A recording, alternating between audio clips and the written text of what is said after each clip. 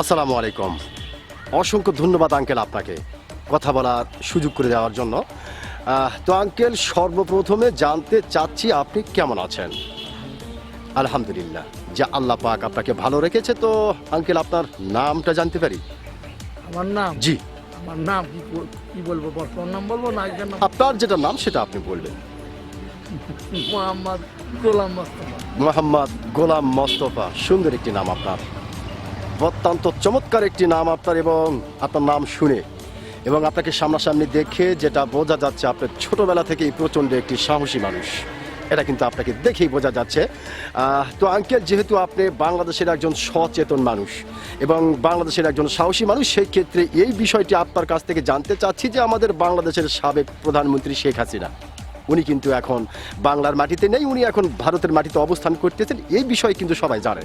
তবে এই বিষয়কে কেন্দ্র করে বাংলাদেশের বিভিন্ন ধরনের মানুষ বিভিন্ন ধরনের কথা বলছে। কেউ বলছে শেখ হাসিনা কখনো কোনোদিন বাংলার মাটিতে আর পা রাখতে পারবেন না, আবার কেউ বলছে না, শেখ হাসিনা আসবে অচিরেই বাংলার মাটিতে বীরের বেশে, আবার কেউ বলছে হলে হতেও পারে, তবে তার জন্য একটু সময় লাগতে পারে। তো আঙ্কেল, আপনি একজন সচেতন মানুষ এবং একজন সাহসী মানুষ হিসাবে আপনার কাছ থেকে জানতে চাই যে আপনি কোনটা মনে করেন? না আসবে কেমন, এখন বর্তমান আসবে আসতে পারবে না, মানে আসার কোনো সম্ভাবনা আপনি দেখতেছেন না।